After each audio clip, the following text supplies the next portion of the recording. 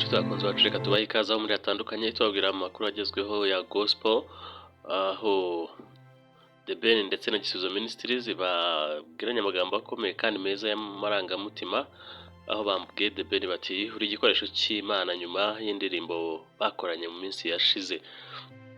Turabwira kandi yuko umuhanzi Riderman yavuze byinshi ku bijyanye n'ubukwe bwe yakoze igitaraganya nyuma yo gukora impanuka ndetse no kuba yararozwe akaruka mu maraso, agaruka no ku madini ayanenga mu buryo nyine budasanzwe.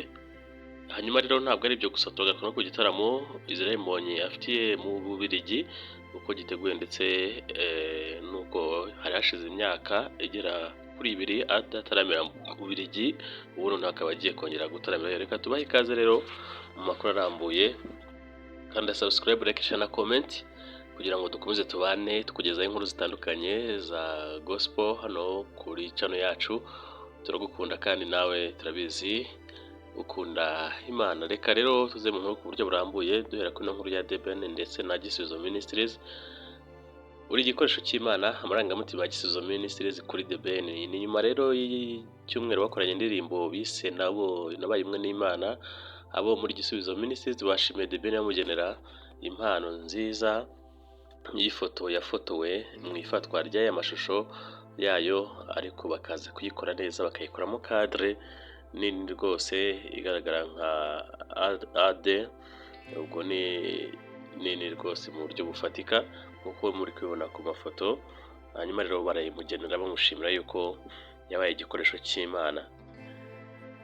Ibinyujije rero ku mbuga nkoranyambaga zayo, Gisubizo Ministries yasangije abayikurikira bose ifoto n'amashusho y'umwe mu bahanzi bayo ari kumwe na The Ben amuhaye impano bamugeneye nk'ishimwe ry'uko yabaye igikoresho cy'Imana, ndetse bagakora indirimbo imaze kurebwa n'ibihumbi 400 mu gihe cy'iminsi 6 gusa imaze igeze hanze. Amashusho rero agaragaza umwe mu bayobozi ba Gisubizo Ministries ashyira The Ben impano, undi nawe akayifungura, nyuma bagafatana ifoto y'urwibutso.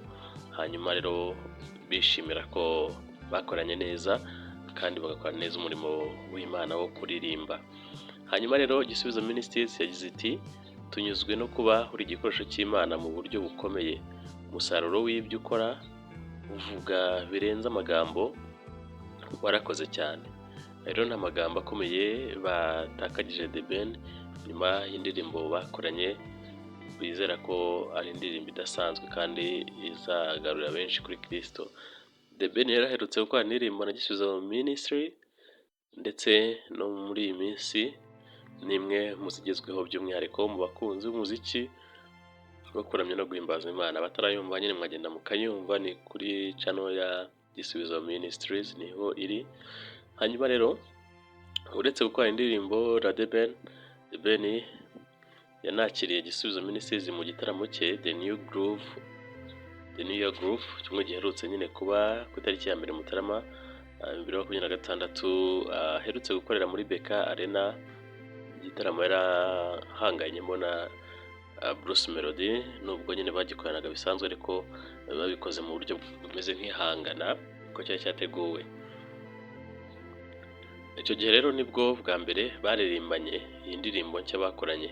Uretse iyi ndirimbo ya Gisubizo Ministry, abakunzi b'umuziki wa The Ben bategerezanyije amatsiko iyo uyu muhanzi yakoranye na Israel Mbonyi, ndetse bamaze igihe bateguje abakunzi babo ko iyo ndirimbo izasohoka. Israel Mbonyi agiye kongera gutaramira mu Bubiligi, ayo niyo makuru yandi tubafitiye, aho nyuma yo kuhakorera igitaramo cy'amateka mu 2024, imyaka irihiritse, Israel Mbonyi agiye kongera gutaramira mu Bubiligi nk'uko byamaze kwemezwa n'ubuyobozi bwa Team Production yamutumiye. Nk'uko rero bigaragara mu makuru make yamaze gushyirwa hanze, Israel Mbonyi hazataramira mu Bubiligi ku itariki ya 6 Kamena y'umwaka 2026. Ubwo bivuze ngo ni mu mpeshyi nyine y'uno mwaka. Ni igitaramo kizaba gikurikiye icyo yahakoreye muri 2024 nabwo muri Kamena, icyo gihe akaba yarakiriwe ku rubyiniro na burugumesitiri wa Bruxelles Philippe Cros, anashimirwa na Team Production kuba ari we muhanzi wo muri Afurika y'Iburasirazuba ukunzwe i Burayi. Ni igitaramo rero cyitabiriwe n'abatari bake bari bakubise buzuye icyumba cy'inyubako izwi nka Docs cyangwa Dome Events Hall, isanzwe yuzuzwa n'abantu barenga ibihumbi 4. Bizaba rero bibaye ubwa gatatu bwikurikiranya Israel Mbonyi azaba ataramiye mu Bubiligi, nyuma y'uko mu 2023 nabwo yakoreye igitaramo cyabereye mu cyumba kiri mu nyubako izwi nka Birmingham Palace. Team Production yemeje ko igitaramo cya Israel Mbonyi kizaba mu gihe inakomeje imyiteguro y'igitaramo cya Alexis Dusabe kizabera i Buruseli ku itariki 4 Mata 2026.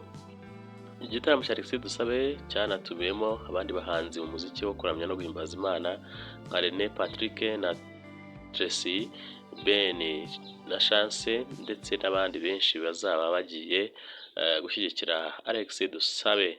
Israel Mbonyi agiye gutaramira i Burayi nyuma yo gukora igitaramo icyambu cya kane cyangwa se cyambu ku nshuro ya 4 cyabereye muri BK Arena ku itariki 25 Ukuboza, ndetse amakuru ahari agahamya ko ateganya gukora ibizenguruka intara z'u Rwanda.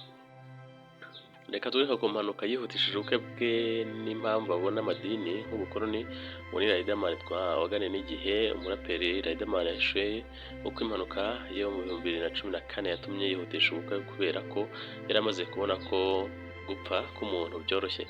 Uyu muhanzi yagarutseho mu kiganiro Igihe Sport Club cyagarutse ku ngingo zitandukanye zirimo ibihe byiza n'ibigo yagiye anyuramo mu buzima bwe mu mwuga we. Riderman avuga ko yahoze yumva atazabyara ashaje kugira ngo azabone umwanya uhagije wo kurera abana be. Icyakora yanakomoje ku buryo impanuka yamuhinduriye ibitekerezo. Ati mu 2014 hari igihe nakoze impanuka yari ikomeye cyane yahise ihindura byose, ndavuga nti burya umuntu ashobora no guhita apfa. Ndavuga nti bya bintu ubukwe ngomba kubyihutisha, n'ubundi gahunda yari hari ariko noneho igomba kwihuta.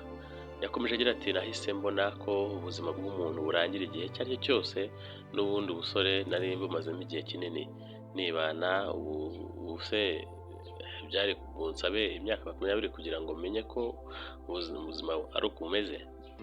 Ako kantu rero kamaze kubaho nahise mbyegereza imbere, ndumva narashatse mfite imyaka 28.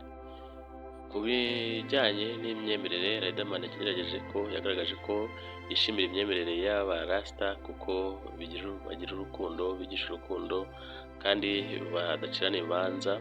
Ati ngendo umuntu wasengeye mu madini menshi nko mu Bahamya ba Yehova n'Abadivantisiti. Ndi umuntu ubaho nshakisha Imana kurusha idini. Mu rugo ni Abagatolika, bashiki banjye benshi ni Abarokore. Icyo nkundira Abarasta ni uko badaca imanza. Ijambo ry'Imana rivuga ko udakunda atazi Imana kuko ari urukundo. Amahoro n'urukundo nibyo bigomba kujya imbere. Yakomeje agaragaza ko amadini ayabona nk'ikintu cy'ubukoroni. Ati amadini ni meza ariko yabonamo ikintu cy'ubukoroni rimwe na rimwe. Impamvu nizerera mu Barasta urukundo n'amahoro ni uko Abarasta bakwigisha nk'iby'amadini akwigisha ariko batagucira urubanza. Ikindi bakubwira gukorera Imana mu bikorwa. Ndi umwemeramana kurusha ibindi byose, mu rukundo, mu kugira neza no mu bupfura bwa Kinyarwanda, ubumwe bwa kera. Imana ntabwo iri mu rusengero, mu masinagogi, ahubwo iri muri twe. Mu bijyanye n'imikino, Riderman avuga ko kimwe n'abandi bana benshi b'Inyamirambo na Kimisagara yakuze akunda umupira w'amaguru. Uyu muhanzi akunda Lionel Messi kubera ubuhanga bwe no gukora ibintu byinshi ubona bitamusabye imbaraga nyinshi. Riderman ni umwe mu bahanzi bakomeye mu muziki w'u Rwanda, cyane cyane mu njyana ya rap. Amaze imyaka 20, aho muri uyu mwaka ateganya kuzakora igitaramo cyo kwizihiza ibyo bigwi. Inshuti bakunzi bacu rero mwakomeje kubana natwe, reka tubashimire ko mwadukurikiranye. Reka mbashishikarize gukanda subscribe, like, share na comment kuri channel yacu. Ngende muri Bukenewe n'amakuru ya gospel twafitiye kuri uyu munsi tariki ya 4. Hasta la vista. Bane namwe.